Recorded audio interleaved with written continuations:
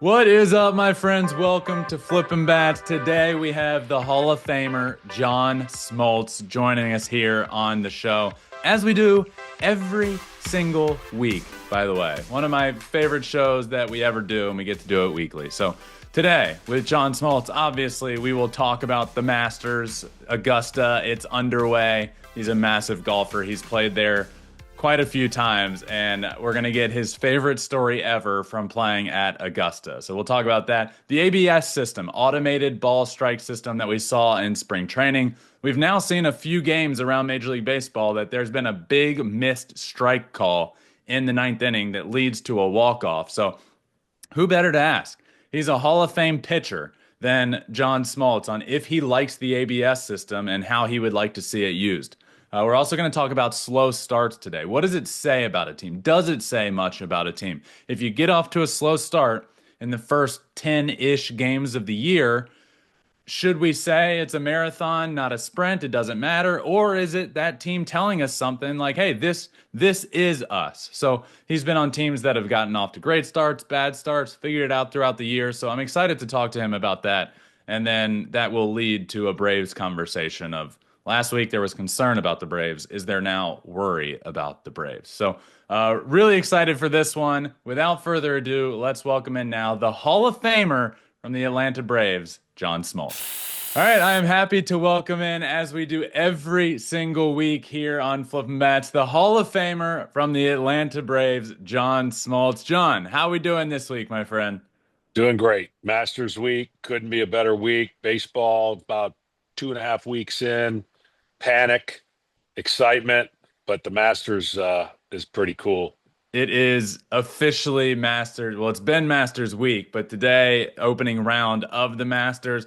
We talked about it, I believe, last year when I played there in January last year, my one and only time I've ever even been there. I got to play Augusta. I believe you have played there, correct? Yeah, I played there 10, 11 times, and it's I tell you, the first couple times it took me a while to take a divot, and then I Yeah, realized it I was just get a that. golf course, and you got to play the golf course. But it's a pretty cool experience, as you can imagine. So I want to have from you, you said you've played there 10, 11 times. When you look back on the times you've played there or been there to watch, if you have been or whatever, do you have a favorite story from Augusta? Well, the favorite story is playing with Tiger about 3 weeks before the Masters on a Sunday during spring training where Bobby let me go. I flew on his plane and I think we talked about it, but that's my favorite story because just getting a chance to see him in his heyday take apart that golf course, boring 6 under, no bogeys, just really boring. Like, I mean, if there could be a boring 6 under, it was. He hit it in all the right places, two putted when he had to on the par fives, and he was getting ready up course for a tournament that he loved and dominated. So that's my favorite. I mean, anytime you play it the first time I played it, unfortunately, we had Caddyshack type rain from the 12th hole to the 18th, and we didn't get off the golf course because we didn't know if we were going to be able to play ever again. So we played where it was just almost unplayable. So you got to play with Tiger, who at the time best in the world on a golf course, the best golf course in the world, right before the Masters. So it was in pristine shape. I mean, it always is in Yeah, pristine shape, but best golfer ever, top of his game at the best course in the world. I mean, that's incredible. it is. And plus, they had the Sunday pins for him too. So every hole had a Sunday pin. So you can really get a picture of playing it firsthand and up close. TV sometimes doesn't do it justice and where some of those pins are and where you have to avoid hitting it. So it was a really, really fun day. Did you play? 'Cause I last time we talked about it. For those that there's the member tees and then the masters tees, which is basically just straight back, Yeah. almost 100 yards sometimes. Did you play with Tiger Sunday tees from the master tees? Oh yeah, yeah, all the way back. Yeah, and depending on when you play the Masters, I mean Augusta, there's going to be no roll for about 2 months because they're transitioning the course. Yeah. But then when they get it ready, obviously you're going to get a lot of roll in that fairway unless it's just tremendous rain. So depending on when you play, you could have that experience where the ball doesn't go anywhere and it plays an extra 300 yards long. But it is. I played it before the changes and obviously after the changes, significant in what they did and how they made those changes.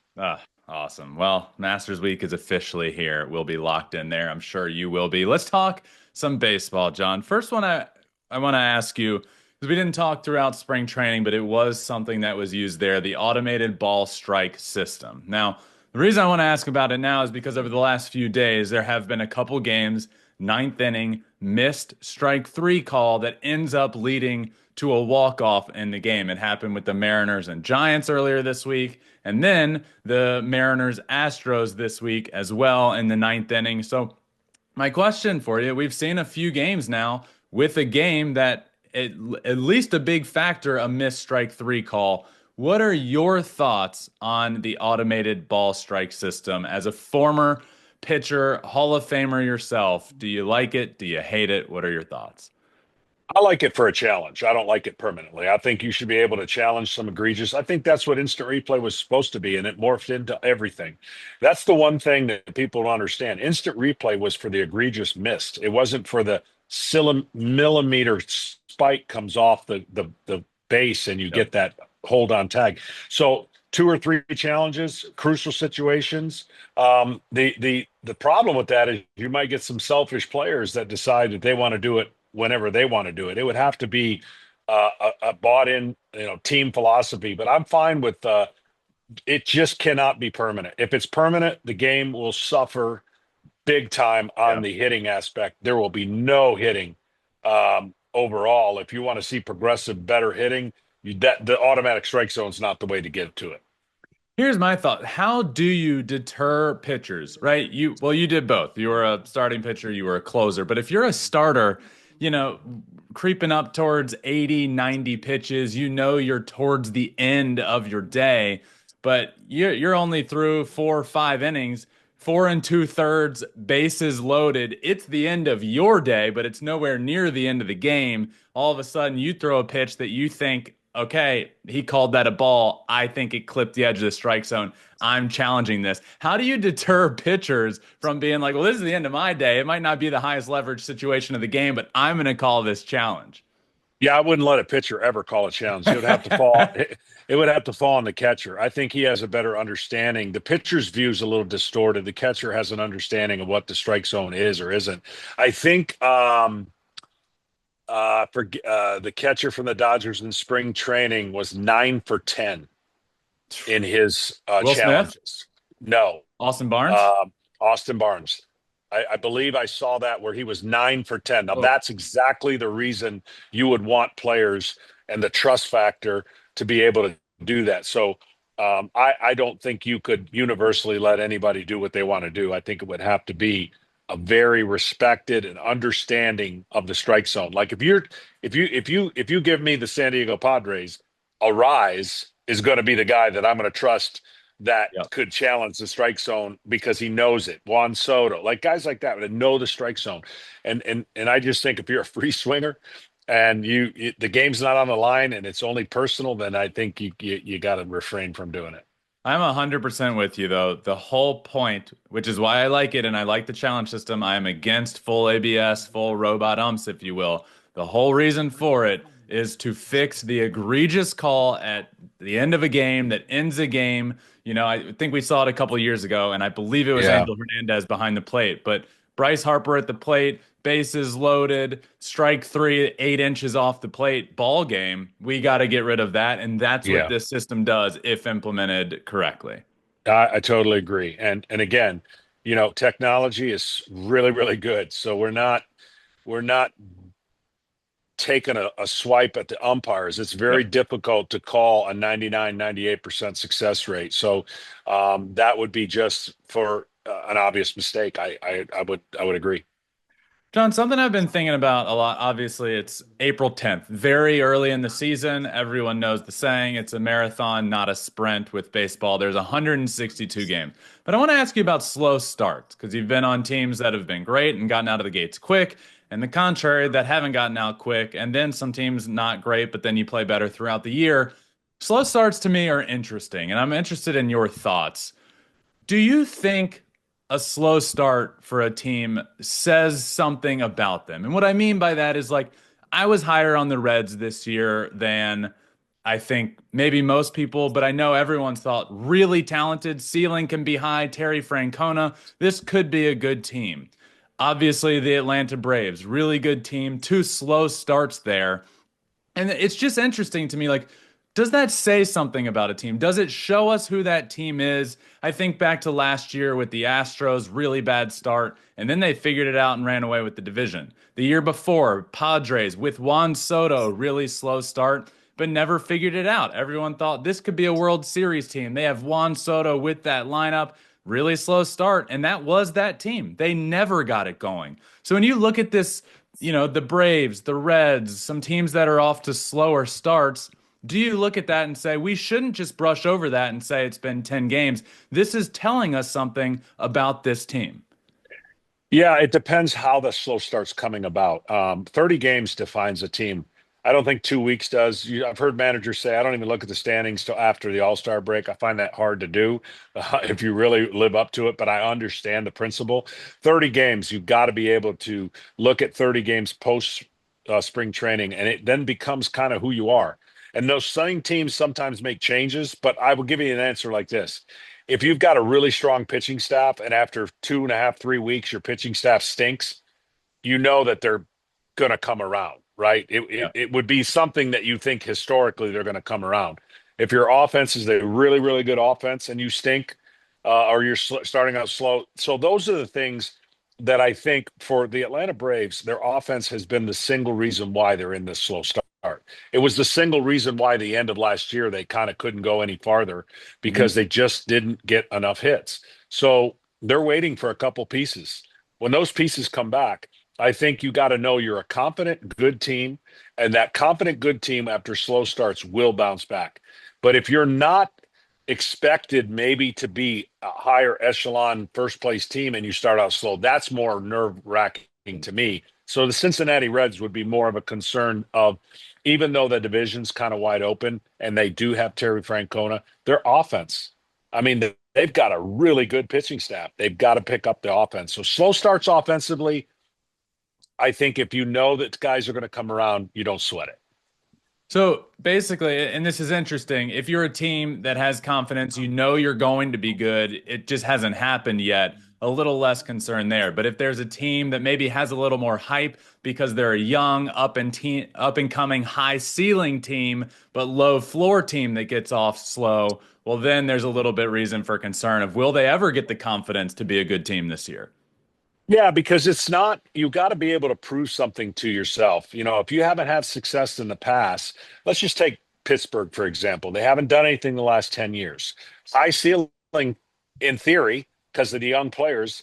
But if it's the same old, and they fall into that category of not learning how to win, then it doesn't just turn around. You can't flip a switch. I think for the teams like the Dodgers, let's say the Dodgers started 4-10, nobody would be worried about them, Yeah. right? But there'd be a lot of pressure on them. But the teams that know they're going to be able to win games because they've proven it before, slow starts don't bother you. It's the team you have kind of a nervous expectation, like we need to get off to a good start, and they don't. That's usually more of an issue than the team that is expected. Last week we were talking about the Braves. Obviously, a very slow start at the time. Haven't really picked it up yet. Last week we said concern about the Braves was the word we used. When will you be worried about the Braves and more than just a little bit of concern? Is there worry yet, or when would the worry come into place? The worry comes into play if they keep losing one-run games and their bullpen doesn't become an asset. And I think the one thing that you chop up a team, you leave spring training, you know your warts, you know your strength. Their strengths should be their offense and power and their ability to get Acuna back. Their starting pitching should not be an issue. But if they keep not scoring runs and losing close games and their closer doesn't get into a real good stretch, then you start going, we're vulnerable. And I think they lost some pieces in the bullpen. They're hoping some guys step up, but they got to start flexing their identity. And that is so far hasn't been the case. They're not hitting a bunch of home runs. They haven't scored a bunch of runs. That's going to be the issue for the Braves moving forward.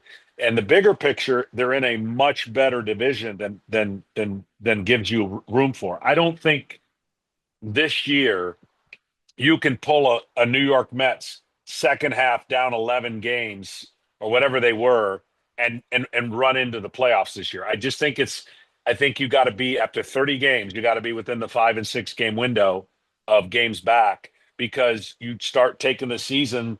That's 1/5, right? That's almost one little between 1/4 and 1/5 of the season. And you gotta start looking at it that way and making sure that you don't fall into a too far of a gap. I was thinking about this when watching the Braves and Phillies last night. Of obviously a very talented team, but I look around the league at the other elite teams in the game, and if I'm looking at the Phillies and they get off to a bad start, Bryce Harper is going to come in that locker room and be a leader and light a fire under their ass.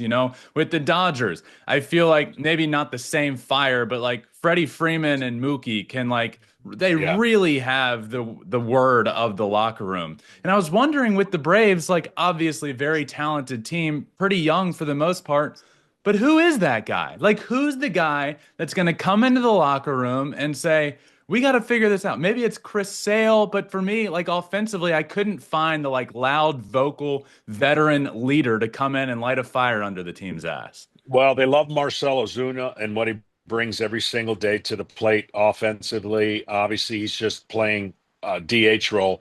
Albies is a guy that has high energy and smile and enjoys the game. And Riley's been there, done that. So Yeah. I think the biggest thing for the Braves is they do not get too high or too low. They really Yeah. don't. They have proven that in the track record of being under Brian Snitker, and that's a credit to his managing style. But I just think those three guys I mentioned are a unique blend to look. If Acuna comes back and does his thing and flash and all the flair and everything, then they're a different ball club. They just play different. I mean, he's got excitement at the top of the lineup, but it's going to take him a minute. He's second ACL, and I know it's hard to say that one guy changes the dynamic of a lineup, but he really does. And it's the one guy that they've got to have in their lineup because they've got too much swing and miss. And if you can put guys on base, even though they're swing and miss, the pitchers are more apt to run into mistakes than if nobody's on base and you can get underneath the barrel of the bat. Well, John, always a lot of fun, my friend. Thank you so much. Enjoy the Masters this weekend. Enjoy baseball this weekend, and we'll do it again next week. Thank you very much. Of course. Thanks, John. See ya. All right. Just wanted to thank John again for joining us here on Flippin' Bats. Always a lot of fun. Really cool to have him on. Really cool what I thought he was saying about the slow starts, and it does make a lot of sense. If you're a team that has a lot of belief behind them, a team that could be good, a team that could take another step forward, but gets out of the gate slow, that first 10, 15 games could mean something. You lose your confidence, you never really get going, it could be a struggle. But if you're a team that's sort of been there, done that, you know you're going to be good, then potentially, there's not much reason for worry. They will figure it out at some point. But really fun conversation. I agree with him completely on the ABS, and to play with Tiger Woods at Augusta 3 weeks before the Masters on Sunday Pens is honestly incredibly cool. So always fun having him on. Please make sure all of you are subscribed wherever you're listening or watching right now. If you're listening, Apple, Spotify, wherever, hit that subscribe, follow button, leave a 5-star review. All of that really does help. And if you're watching on our YouTube channel, Flippin' Bats Pod, please hit that subscribe button, leave a comment. I love talking to you guys in the comments, but it all really does help. We're on all social media as well, at Flippin' Bats Pod everywhere. We put out some really cool clips of every show, so make sure you're following along there. But appreciate it as always. Thanks again to the Hall of Famer John Smoltz, who is on the show every single week throughout the year and always means so much to me growing up a Braves fan. So really cool to have him on. Thank you all for listening. Enjoy the weekend of baseball. Flippin' Bats will be back very soon to talk all about it. But until next time, my friends, remember, find your bat and flip it. Peace.